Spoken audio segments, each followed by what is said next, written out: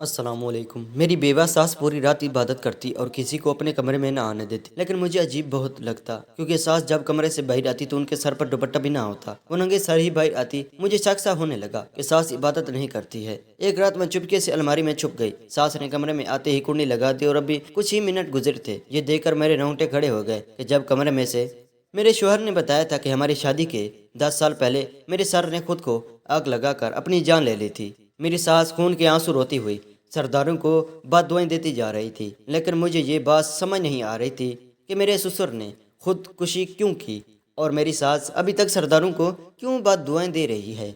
जब मैं उस घर में आई तो मैंने रोना शुरू कर दिया। बहुत ही अजीब और गरीब किस्म की चीज़ें देखी। मेरी सास के कमरे में एक खुफिया अलमारी थी और मेरी सास अपने कमरे में मुझे कि अपने बेटे तो वो आने नहीं देती थी और मेरा शौहर बहुत सीधा और खामोश तबीयत का था। जब उस वाक़े को 10 साल गुजरे थे तो मैं उन बातों पर बहुत खुद सोचने लगी। सबसे पहला ख्याल तो मुझे इस अलमारी का आया जो अजीब व गरीब की थी। ये कैसी अलमारी थी जिसमें मेरी सास पैसे रखती है तो धुले हुए निकलते हैं, कपड़े और इस्त्री शुदा होकर निकलते हैं, कच्चा खाना रखती है तो पक्का हुआ मिलता है और इस तरह बहुत सारे अधूरे काम पूरे हो जाते हैं। जिस कमरे में वो अलमारी थी वहाँ किसी को जाने की इजाज़त नहीं थी। घर में सिर्फ और सिर्फ मेरी सास और मेरा शौहर रहते थे। मेरी सास मगरिब के बाद तस्बीह और जय नमाज हाथ में लेकर उस कमरे में खुद ब खुद बंद कर देती और तमाम रात इबादत करती। मुझे तो यही लगता कि वो इबादत कर रही है, लेकिन जब उस कमरे का राज मुझे आश्कार हुआ तो मेरे रोंगटे खड़े हो गए। मेरे गुमान में भी नहीं था कि इस अलमारी में कुछ ऐसा है। शादी के शुरू के दिन मैंने इन सब बातों पर गौर नहीं करती थी। बस मुझे हर वक्त अपने शौहर के बारे में सोचना ही अच्छा लगता। लेकिन वक्त के साथ साथ उस घर में और मेरी सास शौहर में बहुत सी तब्दीली आने लगी। जिस कमरे में मेरी सास जाया करती थी मुझे अच्छा लगता कि मेरी सास तमाम रात इबादत करती है और इबादत की बरकत से ये सब कुछ होता है।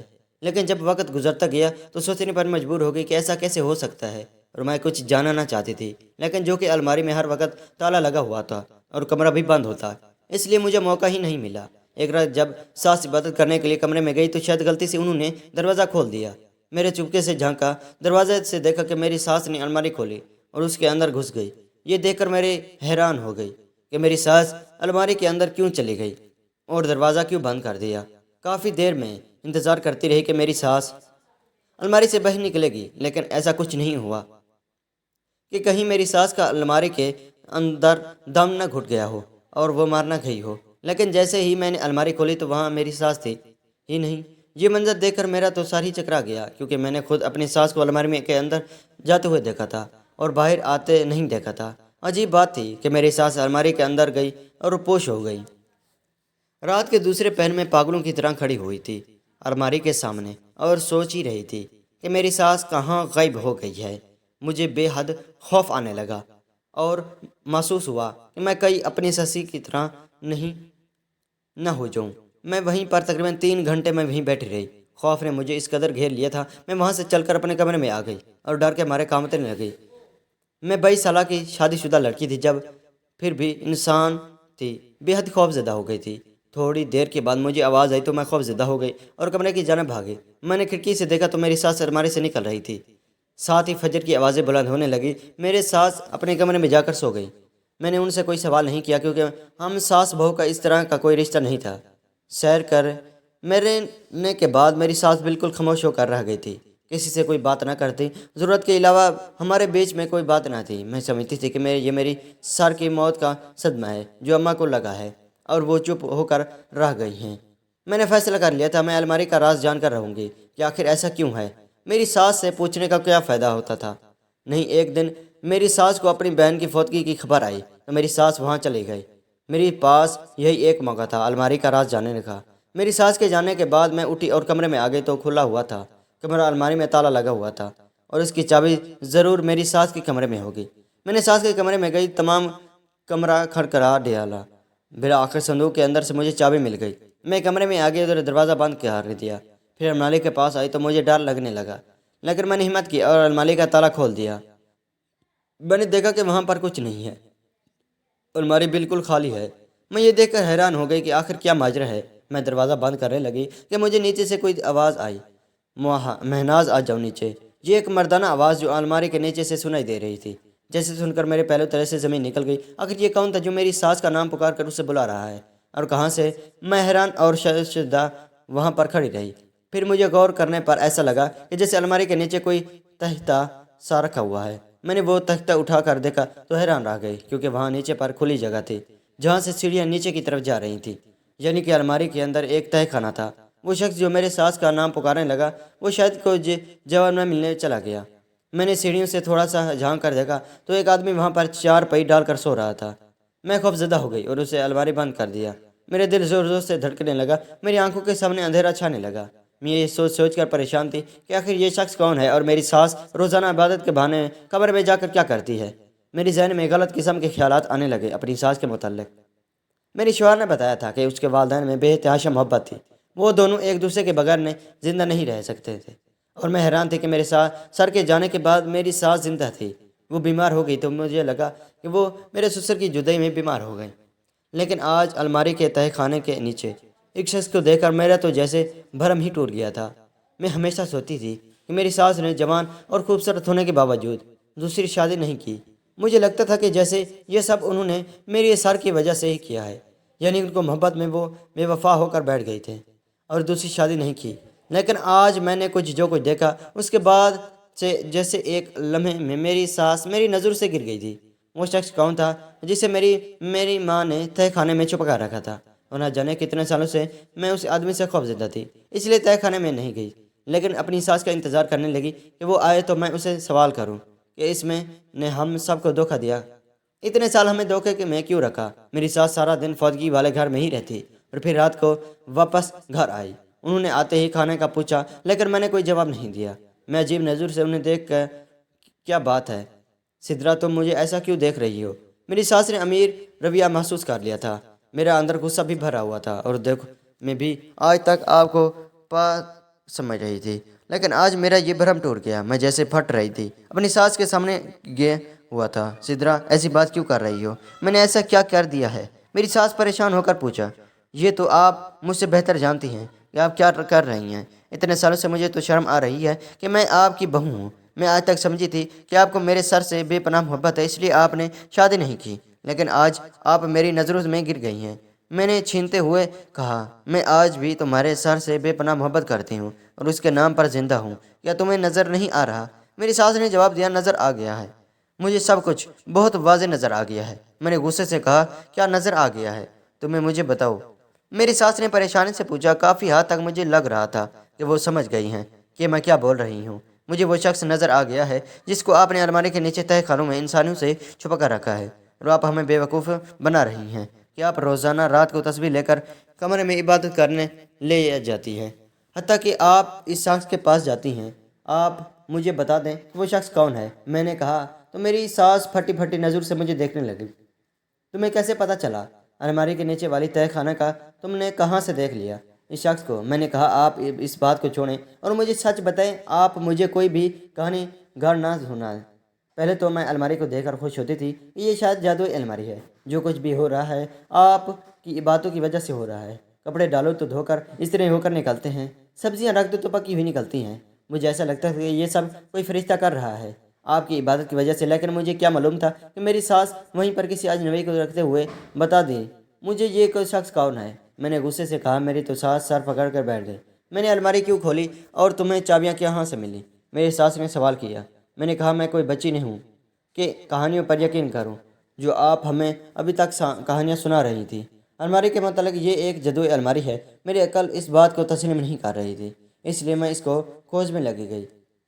लेकिन जो राज मुझ पर आश्कार हुआ उसके बाद तो मैं खुद से नज़रें नहीं मिला पा रही थी। मैंने गुस्से से कहा, तुम गुस्सा मत करो, आराम से बैठो, तुम्हें मैं सारी कहानी सुनाती हूँ। मेरी सास ने मुझे शानों से पकड़ के चारपाई पर बिठाया। मैं हमतन गोश हो गई। तुम्हें खाने में मौजूद शख्स को कोई नहीं, तुम्हारा सर ही है बेटी, मेरी सास ने कहा था। तो मैंने इस बात का यकीन नहीं किया। झूठ बोल रही है आप, मेरे सर आज से 10 साल पहले खुद को आग लगाकर अपनी जान ली थी। अब आप अपने गुनाह छुपाने के लिए ऐसा कर रही हैं। मेरे शौहर ने खुद अपने बाप की लाश देखी थी जिसका जनाजा पढ़ा गया था और जैसे दफनाया गया। आज भी मेरे सर की कब्र मौजूद है। आप कैसे कह सकती हैं कि वो शख्स मेरा ससुर है। मुझे नहीं यकीन आ रहा आपकी बात पर, इसलिए मेरे ने ऐसा बोला। तुम्हारे बाप ने खुदकशी नहीं की थी, वो सब एक ड्रामा था। मैंने तुम्हारे ससुर की जान बचाने के लिए ये सब ड्रामा चलाया था। ये बात सुनकर मैं हैरान आ गई। मुझे मेरी सास की बात पर यकीन नहीं आ रहा था। मैं बेशुमार ने خود لاش دیکھی تھی اپنے باپ کی۔ میں نے کہا وہاں موجود یہ سب جلی ہوئی لاش دیکھی تھی جو اصل میں لاش نہیں، ایک پتلا تھا جسے ہم نے جلایا تھا۔ اب دنیا کو یہ دکھانا چاہتے تھے کہ تمہارا سر مر چکا ہے تاکہ کوئی ہمیں پریشان نہ کرے۔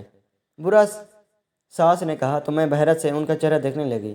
یہ کیسا انکشاف تھا، کیسے یقین کر لوں آپ کی اس من گھڑت کہانی سے۔ میری سسر نے اپنی خودکشی کا ڈرامہ میں نے چھپا۔ تمہیں میری بات کا یقین نہیں تو چلو میں تمہارے ساس کے پاس تہہ خانے میں لے جاتی ہوں، تم اسے گود دیکھ لو، وہ تمہیں خود تمہاری کہانی سنائے گا۔ میری ساس اٹھی اور میرے ہاتھ پکڑ کر مجھے تہہ خانے کی جانب لینے لگی۔ میرا شہزاد وہ سر نہیں تھا، مجھے میرے شوہر نے میرے سر کی تصویر دکھائی اور مجھے شکل یاد تھی۔ میں نے ساس کے ساتھ چلتے کہا تمہیں اپنے سر کی جوانی شکل یاد ہے؟ وہ بوڑھا ہو گیا ہے، 10 سال کے اندر اتنی تبدیلی آ گئی اس میں۔ میری ساس نے اتنا کہتے ہوئے الماری کھولی اور مجھے تہہ خانے میں لے جانے لگی۔ ہم سیڑھیاں اتر کر نیچے آ گئے۔ ہماری آواز سن کر وہ شخص اگنے پر بیٹھ گیا اور حیرت سے میری ساس کو دیکھنے لگا۔ اختر تمہاری بہو کو سب پتہ چل گیا ہے، اب خود ہی اس کو ساری حقیقت بتاؤ۔ یہ میرا یقین نہیں کر رہی۔ میری ساس نے میرے سر کا نام پکارتے ہوئے اس شخص سے کہا تو میں نے غور سے اس کا چہرہ دیکھا۔ وہ واقعی کوئی نہیں، میرا سسر ہی تھا، جس کے چہرے پر تھوڑی سی جھریاں اور داڑھی کے باوجود میں اسے پہلے نظر میں پہچان گئی، لیکن غور کرنے پر میں پہچان گئی۔ میں پھٹی پھٹی آنکھوں سے اپنے سسر کو دیکھنے لگی۔ مجھے اس منظر پر یقین نہیں آ رہا تھا کہ 10 سال پہلے جیسے ہم سب مرا ہوا سمجھ رہے تھے آج میرے سامنے زندہ کھڑا ہے۔ سدرا بہو میرے سر نے روتے ہوئے کہا اور پھوٹ پھوٹ کر رونے لگا۔ میں گم سن ان کی آنکھوں کی طرف دیکھ رہی تھی۔ مجھے یقین نہیں آ رہا تھا کیونکہ میرے شوہر نے 10 سال قیمتی کے احساس میں گزار دیے۔ میں نے غصے میں کہا کہ آپ کو اندازہ بھی ہے، کچھ احساس بھی ہے آپ کو کہ میرے شوہر آپ کی موت کے بعد کے لیے کتنا روئے؟ 15 سال کا وہ بچہ ہے جو اپنے باپ سے بہت محبت کرتا تھا، اس کے دل پر کیا گزری ہوگی؟ آپ کی خودکشی کی خبر سن کر آپ دونوں کو کوئی احساس ہے کہ آپ دونوں نے اس کا بچپن برباد کر دیا؟ کیونکہ کیا آپ نے بتائیں؟ میں پھوٹ پھوٹ کر رونے لگی۔ بتاتا ہوں بہو، سب بتاتا ہوں۔ ہم نے جو کچھ بھی کیا ہماری مجبوری تھی، تم ہماری سچائی جان گئی ہو، تمہارا غصہ اتر جائے گا۔ میرے سر نے اپنے پاس مجھے بٹھایا اور اپنی کہانی شروع کی۔ میں گاؤں کی حویلی میں گاؤں کی سرداروں کا نوکر تھا۔ میں بہت بہادر تھا اور بہت طاقت والا تھا۔ میں سرداروں کا کھانا بنایا کرتا تھا، اس کے علاوہ ان کے کپڑے دھونا، استری کرنا۔ میں وہاں بہت قابل ملازم تھا اور مجھے سے بہت خوش تھے۔ پھر ایک دن ایک ایسا واقعہ پیش آیا جس نے میری اور محرم زندگی ہمیشہ کے لیے بدل کر رکھ دی اور میں زندہ ہوتے ہوئے مر گیا۔ سردار شاہ صاحب کی بیٹی، جسے حویلی کی شہزادی کہا جاتا تھا، وہ ایک رات ہمارے پاس آئی۔ وہ بہت خوفزدہ تھی، اس کا نام مریم تھا۔ میں اچانک مریم کو اپنے پاس دیکھ کر حیران ہو گیا کیونکہ وہ بہت لاڈلی تھی۔ مجھے اس کی شادی ہونے والی تھی، لیکن اچانک وہ آدھی رات کو میرے کمرے میں آ گئی تو میں ڈر گیا کیونکہ اگر سرداروں نے ایسی رات کو میرے کمرے میں دیکھ لیا تو شاید شامت ہی آ جاتی۔ بی بی، آپ اس وقت میرے کمرے میں کیوں آئیں؟ اگر آپ کے بھائیوں یا والد کو پتہ چل گیا تو وہ غلط سوچیں گے۔ میں نے پریشانی سے کہا، اختر مجھے تمہاری مدد کی سخت ضرورت ہے۔ اگر تم مجھے میری مدد کر دو گے تو میں اپنی جان دے دوں گی۔ مریم کی باتیں سن کر میں حیران ہو گئی۔ اس کے ہاتھ میں چھوٹا سا ایک بھیک تھا، اس نے سیاہ چادر میں اپنا وجود چھپا رکھا تھا۔ مرنے کی باتیں کیوں کرتی ہو مریم بی بی؟ آپ کی تو شادی ہونے والی ہے، آپ اپنی عمر لمبی کریں اور میں کیا مدد کر سکتا ہوں؟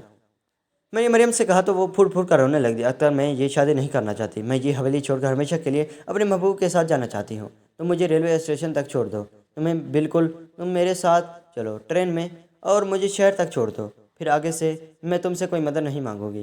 میں اسد نامی لڑکے سے محبت کرتی ہوں اور وہ شاید میں میرا انتظار کر رہا ہے۔ وہ حویلی نہیں آ سکتا کیونکہ میرے بھائی اسے قتل کر دیں گے، اس لیے مجھے ہی جانا ہوگا۔ اسد سے ملنے کے بعد ہم دونوں نے کہا کہ ہمیشہ کے لیے یہ ملک چھوڑ کر چلے جائیں گے، بس تم میری مدد کر دو، مجھے اس تک پہنچنا ہے۔ مریم کی باتیں سن کر میں حیران رہ گیا۔ چھوٹی بی بی، یہ آپ کیا کر رہی ہیں؟ اگر آپ کے بھائی کو علم ہو گیا تو میرے ساتھ ساتھ آپ کو بھی جان سے مار دیں گے، اور آپ ایسا قدم نہ اٹھائیں تو بہتر ہے۔ یہ آپ کے خاندان کی عزت کا معاملہ ہے، میں نے مریم کو سمجھاتے ہوئے کہا، لیکن وہ باضد تھی۔ میرے بھائی ایک بوڑھے شخص کے میری شادی کروا رہی ہیں تاکہ میری جائیداد کا حصہ نہیں مل جائے، اور یہی نہیں، وہ بوڑھا شخص 4 جوان بیٹیوں کا باپ ہے، وہ بہت زیادہ ملکیات کا مالک ہے، اس نے بہت زیادہ پیسے کا لالچ بھی دیا ہے میرے بھاؤ کو۔ اس طرح سے ایسا ہوگا وہ میری زندگی برباد کرنا چاہتے ہیں، لیکن میں اپنے ساتھ یہ انصافی نہیں ہونے دوں گی۔ وہ بوڑھا شخص اپنے علاقے کا سردار ہے، وہ مجھ سے نکاح نہیں کر رہا بلکہ یوں سمجھ لیں کہ خرید رہا ہے۔ مجھ سے نکاح کی بہت بڑی بولی لگائی گئی تھی، اس نے میری زندگی کو برباد ہونے سے بچا لی تھی۔ ساری عمر تمہیں دی گی، مریم نے فوراً اپنی چادر اتار کر میرے قدموں میں رکھ دی تھی اور پھوٹ پھوٹ کر رونے لگی۔ مجھے واقعہ اس وقت بہت دکھ ہوا۔ وہیں سال کی ایک بے حد خوبصورت لڑکی تھی جسے بوڑھے سے دولت کی لالچ میں بھا جا رہا تھا کہ میں ہمارے ساردوں کے پاس تو بہت زیادہ پیسے ہیں، جائیداد ہیں، زمینیں ہیں، لیکن ان کے لالچ تو ختم ہونے کا نام ہی نہیں لے رہے تھے، صرف اس لیے کہ وہ بوڑھا شخص پارلیمنٹ میں NA کے سیٹ پر بیٹھا ہوا تھا اور ہمارے علاقے کے سردار اپنی پوزیشن مضبوط کرنے کے لیے اس سے رشتہ جوڑنا چاہتے تھے۔ اس لیے مریم جیسی معصوم اور کمسن لڑکی کا سودا کر رہے تھے۔ مریم جو کہہ رہی تھی وہ کام میرے لیے بہت مشکل تھا، لیکن میرا دل پگھل گیا تھا۔ اس معصوم کو روتے ہوئے دیکھ کر واقعی اس کے ساتھ ناانصافی ہو رہی تھی، اس لیے میں نے ہمت کی، حوصلہ دیا اور اسے ریلوے اسٹیشن تک آیا۔ رات کا پہر تھا، کسی کا کانوں کان خبر نہ ہوئی۔ ہم دونوں ٹرین میں بیٹھ گئے۔ مریم نے اس کو منزل تک پہنچایا اور واپس آ گیا، لیکن شہر سے ہوتے ہوئے ایک ملازم نے مجھے بتایا کہ سرداروں نے مجھے مریم کے ساتھ وہ مکہ لیا اور وہ میری جان لینے کے در پہ ہیں۔ اپنی جان بچانے کے لیے فوراً اپنے گھر گیا۔ تمہاری ساس کو کہا کہ سامان باندھو، یہاں سے نکلتے ہیں۔ تمہارے ساس نے کہا ہم دنیا کے کسی بھی کونے میں چلے جائیں لیکن سردار ہمیں ڈھونڈ لیں گے۔ میرے ذہن میں فوراً خودکشی کا آئندہ آیا۔ ہم نے فوراً اسے پتلا سا بنا دیا اور اسے آگ لگا دی۔ سارے کمرے میں بھی آگ لگا دی۔ الماری کے نیچے تہہ خانے میں نے تو بہت پہلے سے ہی بنا رکھا تھا کسی اور مقصد کے لیے، لیکن یہ میرے کام آ گیا۔ ہماری ساس نے رونا دھونا شروع کر دیا۔ پڑوسی اکٹھے ہوئے تو بتایا کہ سردار کے خوف سے انہوں نے خودکشی کر لی۔ اس طرح ہم سرداروں سے بچ گئے تھے۔ میری ساس اور تمہاری ساس ایک دوسرے سے بہت محبت کرتے تھے، دوسرے کے بغیر نہیں رہ سکتے تھے، اس لیے ہم نے 10 سال اس طرح گزارے۔ مجھے الماری میں رکھتے، تہہ خانے میں کھانا تیار کر دیا کرتے، کپڑوں وغیرہ بھی دھو کر استری کیا جاتی۔ یہ کپڑے گاؤں والوں کے ہوتے تھے جن کے دھو کر استری کر کے ہمیں کچھ پیسے مل جاتے اور ہمارا گزارا ہو جاتا، کیونکہ کھانا پکانا آتا تھا۔ اسی لیے تمہاری ساس سبزیاں وغیرہ تمہاری ساس نہیں کر سکتی تھی، میں باہر نہیں نکل سکتا تھا، اس لیے ہم نے جدوئی الماری والا ڈرامہ چھپا رکھا تھا۔